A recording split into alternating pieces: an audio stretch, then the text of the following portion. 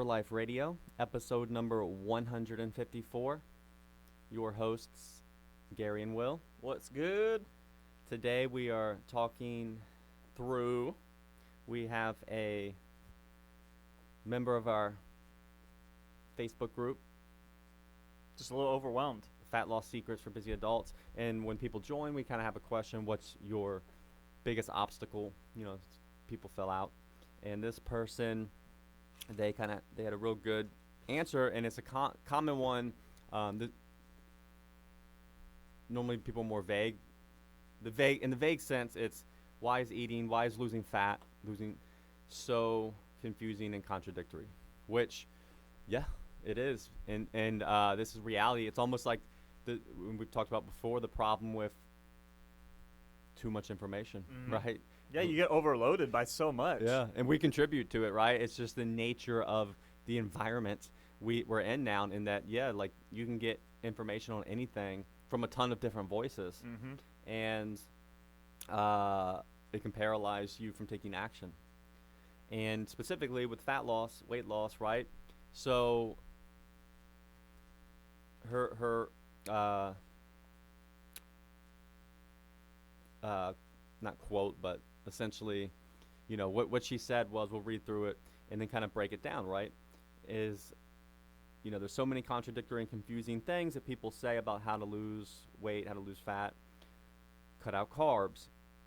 Eat whatever you want, but only eat 2 bites. Drink your body weight in water. Eat a gram of protein for every pound you weigh. 1,000 calories or 2,000 calories. Low fat or higher fat. Fast or no. Eat clean only or no. Natural sugars or is Splenda okay? It's just swirling around in my mind. Yeah, So, and a lot of people are in that position where it's like you have all of these things that people are saying that are in opposite ends, and everybody's saying they work, and you're like, well, what am I supposed to do? What is actually going to work? yeah, and the reality is, and we'll kind of break down the all these examples, but is that they kind of all can work. Yeah. And that's what makes it hard and confusing. And ultimately, it's really about finding out what works for you, right? And I think a lot of people, when they hear that, they think it means like magical frou-frou thing, and like and really it's just that a bunch of different things do work, and because of our individual preferences and lifestyles, different things work for different people. Yeah, it might not line up with your lifestyle, or like we are a little bit individual. So like it might not work for you in terms of how your day is set up, how your environment is, what your schedule's like, all of those kind of things. But there's no magic like this was made for you and your DNA. Like, it just doesn't work that way. Yeah. It just, does this line up with me or not? And the first thing you want to decipher is really most of these things depend on a sliding scale of extremism, right? And now, as you know, if you listen to the podcast, or if you're new to listening, now you'll know, because we'll tell you, we come at everything with the underlying angle of sustainability, right? Because we meet a lot of people, and we see this a lot. No one wants to just lose weight. They want to lose weight and keep it off. And you can take 2 different approaches for both of those, right? Yeah. If you want to just lose weight as fast as possible, that is a different approach than losing weight that you're more likely to keep off, right? So then that helps, narrow down the answers that you may be looking for, right? So, and even if you look, and this was just her off the cuff, you could probably come up with 20 more things, but it shows like, what probably one day of scrolling and researching, you run into these things. So one that is near dear to her heart, her first one's like, cut out carbs or eat whatever I want, but only 2 bites, right? So both that reality is like, you have some extreme diets that are like, so realize when we want to lose weight, lose body fat, we have to consume less calories than we need, right? Now, this can mean a lot of things. We can literally, and this is where it gets so dicey, we can eat more food, but eat less calories, right? Yep. So have a more volume of food. So right there, you have to know this principle of calorie deficit, right? But know that doesn't mean necessarily eating less food. Even though less calories technically would mean less food, right? But say you eat peanut butter and Starbucks frappuccinos, that can be a lot of calories in a little amount of Yeah, food. like no one's getting full on peanut butter and coffee. And ultimately, I mean, I guess you can, but then you would consume You'd be eating a lot. a lot of calories, Yeah, right? like it's a very dense thing that's not super filling. right. So in that scenario, we'll take, but say that is your diet, and someone says cut out carbs, and you look, well, sugar's a carb. Well, this drink is full of sugar. Yeah. So then you cut out the drink. Yeah, you'll probably lose weight, For right? sure. But it's like the shotgun approach, right? So now we'll say all that's left in your diet is your peanut butter, and now maybe it's not a lot of calories and you're barely eating anything and you're losing for a while, but it's like no food volume. So you have tons of cravings. You're just starving all the time. And you end up binging, right? So yeah, you lost weight really quick. So, and now in that instance, what's the real, probably better long-term sustainable approach? Let me improve my food choices to help, which would actually mean let me eat more food so that you end up eating less calories, but you don't have to cut out carbs, right? So you can say, well, let me switch my 900 calorie frappuccino. Let me cut that out, but I'm still going to eat a meal of, You could do like eggs this and oatmeal. this egg white scramble with some oats, right? Or with some fruit. So, oh wait, but oats and fruit are carbs. But yes, they are super high voluminous, Like food. they're gonna fill you up way better than friggin' Frappuccino will. And you still end up in that calorie deficit, and then you lose weight, right? So you see right there, you don't. But if you told someone to cut out carbs and they think they can't eat oats or fruit, then they're more likely to have this like drastic approach that's not going to be sustainable. So yeah, and then like eat whatever you want, but only 2 bites. Yeah, so that now comes down to kind of the principle of like if it fits your macros, right? Like, which is true. Like you can, let's take whatever you're eating, no matter what it is, and if you start tracking it and get into your calorie deficit, so adjusting the portions of what you currently eat, you will lose weight. Yeah. But the reality is, especially if you eat a very highly processed diet, again, super calorie dense foods and drinks, it may be kind of sad how small your portions have to be. For right? sure. Like you eat, hey, 1 Oreo. Yeah. So, because then all of a sudden you realize, oh, to hit the 1,600 calories I need to lose weight, I get to have like a quarter of this drink and like 3, handfuls of Teddy Grahams and whatever it is, right? And it's sad, right? So the reality is, yes, you can lose weight by just kind of eating whatever you want and tracking it and getting your portions right. But if we lean towards these highly processed foods, it's going to be a little amount of food. Yeah, and right? then you run into the same thing where It you're works. just hungry. Yeah, it works in all the the short time. term. Yeah, it works in the short term, but then long term, you're like, screw it. And these foods are harder to only eat small amounts of, right? So you see, even right here in the first 2 frustrated examples, they're both right. You can lose weight doing both of these things. Yeah, right? and I'm sure, look, you can find a small minority that are like, oh, yeah, that worked great for me. But that might not work great for the majority of people. Yeah. So, realize that, hey, that might not be for me, and it probably isn't. Yeah, and then goes on, eat a gram of protein for every pound you weigh, which is super popular on, TikTok, Instagram, in the fitness world. It's a very common part of it's because, look, and it can be a great tip. We talk about it all the time, eat more protein. But we don't, 95% of people, it's going to be too much protein to be sustainable for their diet. It's going to push out a lot of stuff. It's going to be hard to meet. So most people will get the benefit around 100 grams a day. So again, but yeah, that tip definitely, you start trying to eat 100 gram or a gram of protein per pound you weigh. Now that's become a thing, especially in the fitness industry. Now again, if people have higher level physique and performance goals, they're willing to put more effort into it. So say someone weighs 160 pounds, it's also easy math, right? So to tell someone to remember, hey, just eat a gram a pound per pound of body weight. Yeah, easy. That's easy. Cool. I weigh 160, right? So that's one reason. It's also that's a recommendation. because it's close enough. Yeah, there's no math to be done. It's just do whatever your weight is. Yeah. But again, for most people who just want to lose some weight, general fitness and all that, you may not need that much, right? Yeah. Or so, like we said, for most people, you may do a little less, but it still may be more protein than you're already getting. Most people do need to boost that up. If they're around like 50 or 60, there's benefits to be had to, say, going 100. Mm-hmm. But say you weigh 180 pounds, you need to go to 180? Probably not. Now, if you enjoy it, it's fine. Yeah, there's nothing wrong with it if you find that you can sustainably do it. Mm-hmm. Like, the two of us eat a good amount of protein, and it's never work for me to get 160 to 180 grams. But like that might be like the hardest thing for somebody else to do.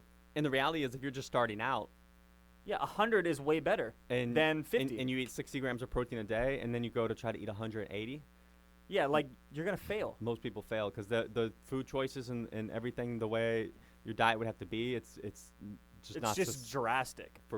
Exactly. And the thought of digesting 180 versus 60 right away just sounds like a good way to get clogged up too. So just like 100. Yep. And then she says low fat or higher fat. Again, either or. Yeah. If your total comes back to knowing these principles, which we'll circle back around to at the end, but like, if your protein's kind of even, your carbs and fats go off of personal preference. Yeah, they would be a scale that just should balance. Yeah. One's high, one's low, or whatever. They should. Because ultimately it comes down to calories, right? You can't. So you're not gonna be able to eat high fat and high carb because it's gonna be too many calories. Which is a highly processed food diet. Yeah. Look at those foods, highly processed, easy to overeat foods. That's what they are. Yeah. So it comes down to personal preference, right? Do you like rice and potatoes and starchy foods? Then you're probably gonna have to eat lower fat because you enjoy maybe including some more of these carbohydrates in. Do you enjoy almonds and avocados and fattier cuts of meat? Yeah, sour cream and fattier cuts of meat. Well, those are again a lot of calories from fat, so you're going to have lower carbohydrates, right? So again, neither's right or wrong for most people's goals.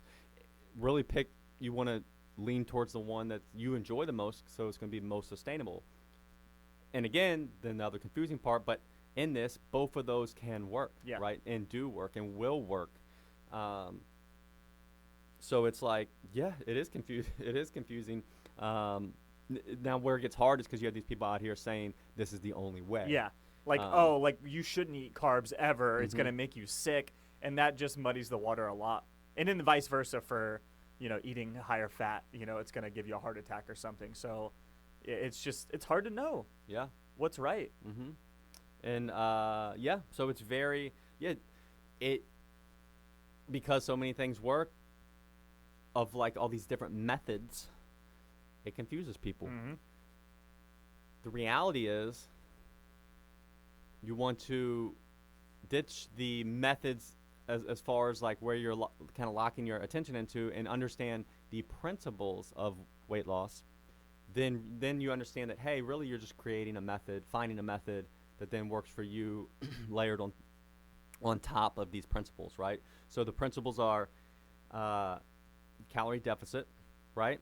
And a lot of times people get so offended because they're like, I've been in a calorie deficit, but I didn't lose weight.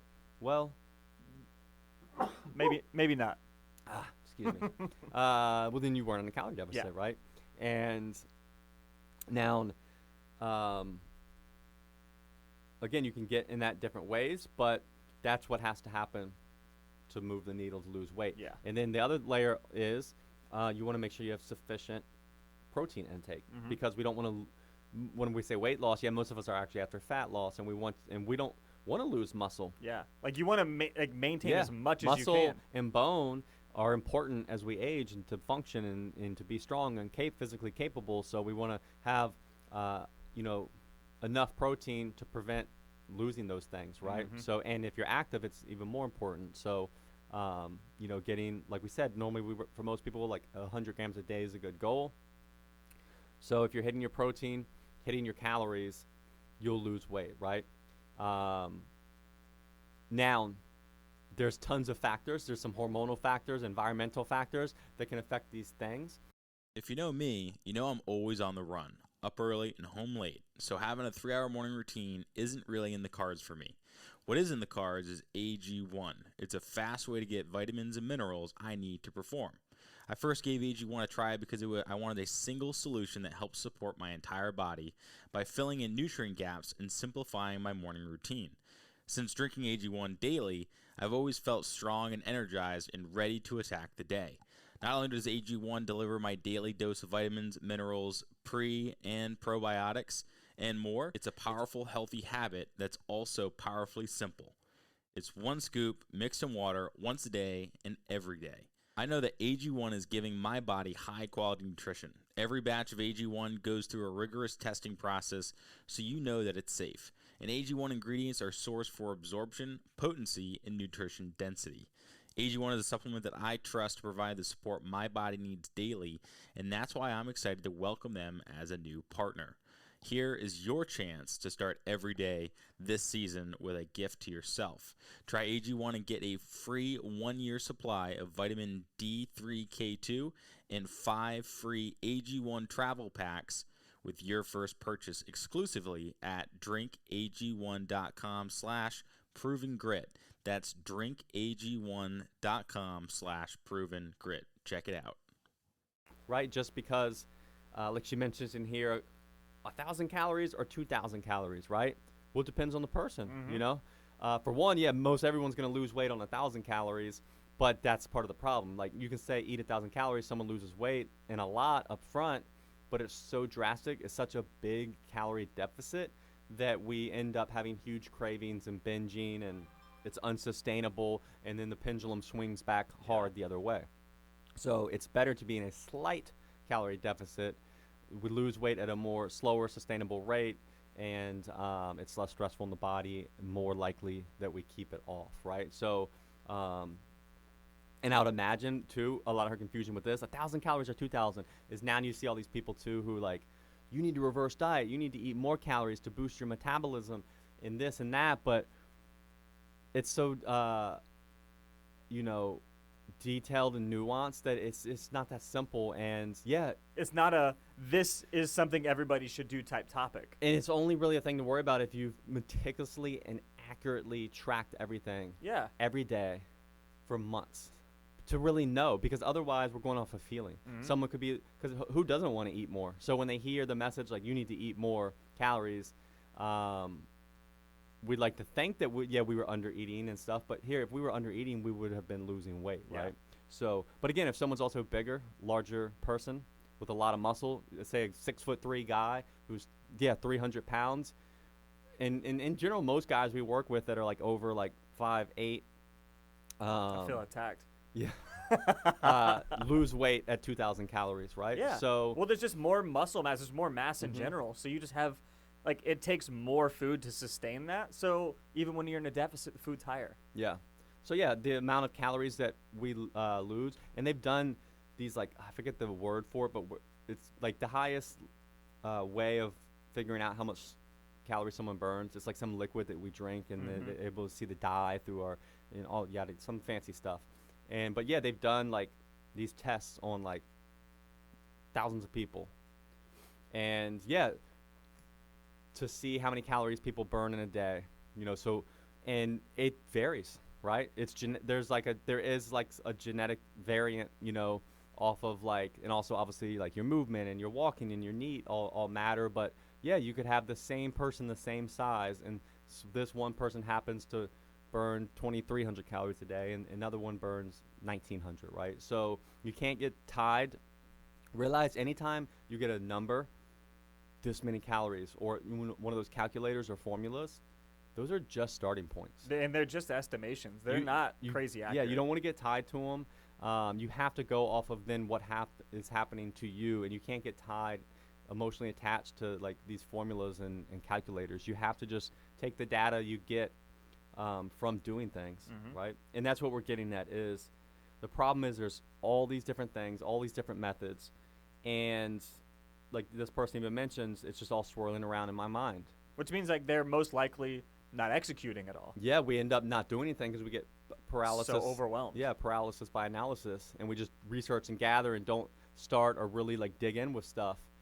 And yeah, the reality is for a lot of these things, it's like experiment, You know, Mhm. lower fat or higher fat. Hey, try one and see it. And take note of how it feels. Like, Mhm. don't get so, like, again, emotionally tied to it that you feel like this has to work. Do Yeah. it. Check in with how you feel.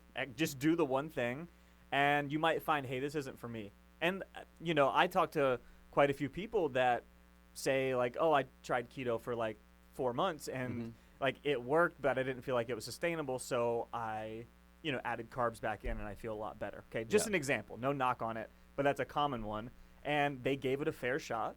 They took the data, and they decided this isn't for me. Yeah. Now, if that same person had tried it for 1 week and then tried something else for a week, or they fell off and stopped doing it, you're not going to have a clear picture of, is this even for me or not? Yeah. So you do have to give it a shot. Yeah. Another example, one that this person had in their comment was like fast or not, right? And that's a hot topic now too. And we have And we've done episodes multiple on that. episodes. Again, it depends. Yeah. Some people, does it help you get in a calorie deficit? Then it may be helpful.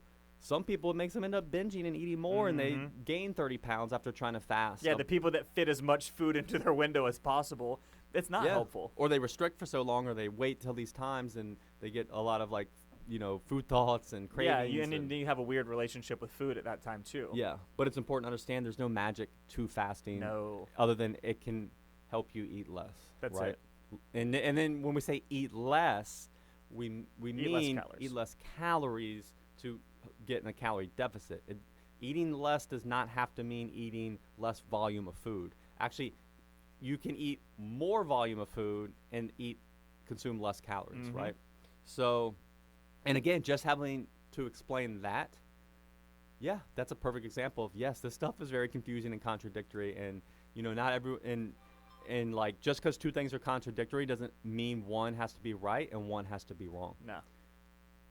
Yeah, and that's a principle right there, and that makes it hard, Mhm. So again, the solution is like, pick a trusted source, pick something you think you would enjoy that seems the most appealing, and then do it, stick with it, right? And then that's another challenge, then life gets away, and it's hard to make these changes, and that's why we believe in and do coaching and have nutrition coaching, because we've seen over the years it's not as simple as giving people a meal plan, giving No. people a calorie formula. Most people know this information, can find this information, but they have trouble doing it. Yeah, the execution's usually where it falls off. So really, in our whole coaching process is like, yeah, help eliminate the noise, give these people, okay, focus on these things, and then do it, let life happen, let obstacles get in the way, and then, hey, here's strategies to overcome it, and lean into doing these things long enough to where things start to click. You start to make progress. You see what works for your lifestyle. You see what doesn't. And crafting your own method.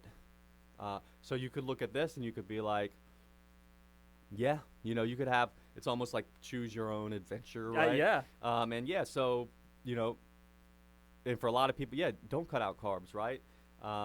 Eat lower, so you're gonna maybe prefer carbs. So yeah, eat lower fat.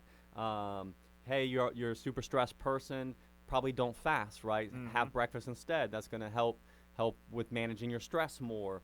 I skipped over. She said was eat clean only or not, right? Hey, this whole nother episode. That's a but whole the a lot clean, of nuance. Clean to eating that. can mean different things, but in general, most people's like whole foods versus processed foods. Yeah. Hey, maybe some moderation there. Maybe 80% of the time we eat, clean, whole unprocessed foods, and we have some room For some snackies. for some snacking.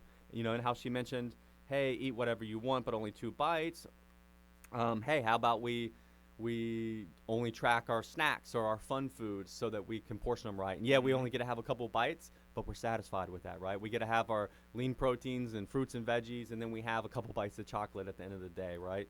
So it's finding that balance, and yeah, that's what you have to do. And it's hard because it's work, right? Yeah. At the end of the day, people kind of want to be told exactly what to do. And that, like, this is the final answer, Yeah, but like- the reality is that's not how it works exactly. Because, like, say you're like, Gary, tell me exactly what to eat. Okay, I can, but the fact that I have to tell you exactly what to eat, and there's a million different options, means I may tell you what I like to eat, and that will work. And you might hate it. And yeah, it may not be for you, right? So that's why it's better. I'd rather give people principles and framework And now, hey, you're gonna have to do a little work to explore the things that you prefer, right? And I think part of that too is when it's, hey, tell me what to eat, then it's almost like the onus is on you as a coach, and there's less responsibility on the person, right? Like, oh, you told me to eat the wrong thing. It just, if you want to change, like, you have to be willing to do the work up front. Like, you have to do, because the upfront work makes it way easier down the line. We know that. And I mean, I've had where people are like, yeah, what do you eat? I want to, and it's like, oh, I'll eat. Hey, I actually have a couple meals that are like ground beef and rice, right? And then I get 93.7 ground beef, and then 2 months go by, and they're like, oh, I've been eating 80-20, and it's like, hey, you see the difference, right? Like little nuances like that, and it's like they don't even care for that meal, right? Well, you didn't have to have it. You could have had something else. Something else. You could have had chicken and sweet potatoes or whatever. I mean, there's endless possibilities. So, or you could be someone who's like, I'd rather just have Chick-fil-A every day. Cool. You can get a chicken sandwich, skip the fries, get a diet soda and a fruit cup, and have the main Chick-fil-A sandwich, and that will work just fine too, right? So, as and then considering the rest of the day and how it lands with those key principles of protein and calories, right? Yeah, and that's why like having, just being told what to do is not useful. It's not. Yeah, it's not. Again, it's useful for like a month. Yeah. If you're, because I'm gonna buckle down and do this, and and you'll lose weight. Say you hit everything right in the portions that are assigned to you, and then it's like, but then where do you go from there? It says not your lifestyle. What if you're out for lunch every day and you can't make such and such meal? Like, you need to learn to figure out what you can get when you're out. And or if you travel for work, well, what do you do when you're not somewhere where you can cook? Yeah. You got to figure out how to plan for that, and me telling you exactly what to eat might not fly where they don't have that food. Yep. So that's just another example of, a situation where that won't work. Yeah. So it is contradictory and confusing. And again, the way out of that isn't to buckle down and double down on like extreme approaches. It's to realize that you need to give yourself some grace and some time and be like, let me just take action and pivot as I learn. And just try one thing. That's it. Like, get good at one thing, see how it feels, and then go from there. Yeah. And then again, with all that said, you got to start somewhere, Yes. And so for us, with people with general fitness that want to improve their health and lose weight, a good starting point for most people is kind of the moderate, like, approach to most of this stuff. And again, no one likes moderation, but so we start most people. It's like, hey, like, focus on having 3 whole food meals a day that are built around lean protein and veggies and fruit. Have a snack a day, but portion it and track that, so you do get used to a little tracking, and typically those snack foods might be more processed, fun foods, so it helps us kind of learn portions. So, hey, you could have a 400-calorie allowance for whatever you want for your snack. Cool. And then go from there, right? You may find, actually I like eating more often, right? So, okay, make your meals smaller and have 4 meals instead of 3 meals, right? You may find that you don't have time to prepare all those meals, and you have to come up with 3 go-to meals out to eat to plug in for your lunch, right? But if you want to start somewhere, most people are going to do better eating majority whole foods, being mindful and accountable to snacks and processed food, to the portions and amounts, and having an even planned meal timing, right? Not necessarily extreme fasting, like kind of having a breakfast, lunch, dinner that works for social, societal reasons. It's like most people get lunch breaks, right? Most people are at home in the morning. Most people get home in the evening, so you can make breakfast, you can make dinner, you can take lunch, right? We've landed on like kind of the starting point being that for the bell curve of most people, because it matches. Like 80% of people are going to fit into that. But then from there, you figure out what works best for you. So you try that and you realize, well, either, hey, this works great and I'm going to stick with this, or you find, hey, I don't have time to eat breakfast or whatever it may be. And then, hey, make a change. Yeah. Make a change based on your experience for, let's say, a month of trying that. You find out, well, because of my work, like we do a lot of meetings and we end up having lunch out all the time. Then all right, well, what I'm going to work on is finding good places to eat or good options at these places we normally go. And that's what you work on. Yeah. So just, being able to just step one at a time on these things is the important thing. And again, for most people, the extreme ends of things aren't ideal for most people. No. So like cutting out carbs, low fat, high fat. Here's the thing. Most people do better with moderate fats. Long periods of fasting. Like those things just generally aren't going to be that beneficial for a lot of people. Most people do better with not those extreme things and moderate fats, moderate carbs. So you're not eliminating things that, when we eliminate entire food groups and stuff, we're more likely to have stronger cravings because we eliminate certain nutrients. And that your brain and body want. Yeah, that are harder, that may be easy to get from some food groups and harder from the others. So then when we're not getting them, we develop these cravings and we end up binging on the convenient stuff, which ends up being typically highly caloric, easy to overeat. Mm-hmm. So yeah, hopefully we didn't make you more confused. Yeah, I would say a good takeaway is just pick one thing, and try it. Yeah. That's it. That is your assignment is to try to do one thing. Yeah, and ultimately too, on top of that, when you're gathering information in, narrow down your sources. Not saying like you only have to listen to us. Like find someone that resonates and eliminate the noise. And because again, most things can work. But if you kind of like listen to too many voices, you're going to end up doing nothing. Yeah. Like you might listen to somebody that says on one end that carnivore is the only way and all you can do is eat animal products. And then somebody else who says that they're vegan. They're vegan and that's the only way to be healthy and lose weight. And then you're like, well, what am I even supposed to do? Yeah. So generally, going away from the extremes and just finding somebody that's, a little more in the middle and just sounds a little more reasonable, I think would be a good way to frame it. Yep. So there we go. Hopefully that helps. Hopefully it also, you feel not alone. Yeah. I know a lot of people feel that exact same way as that person who. Yeah, like, oh, something's wrong with me. Why do I feel this way? I'm not. Yeah, like you're not. Like you're alone in that this is confusing and difficult and contradictory, and you're not, right? Most people have that struggle. That's a common struggle and obstacle. So yeah. Just do something. That's it. Do it and frame it this way. Like if you're trying to get good at a skill, like say you're trying to ride a bike, are you going to ride it once and then be like, that ain't for me? Or are you just going to think of all the things that you could be doing? Like, oh, I want to ride a bike and I want to try archery and I want to rock climb. We're not going to get good at any of them until you actually give them a fair shot. So same thing flies with your nutrition and weight loss. Like you have to really give it a fair chance to see if this is for me. And if it's not, move on, try something else.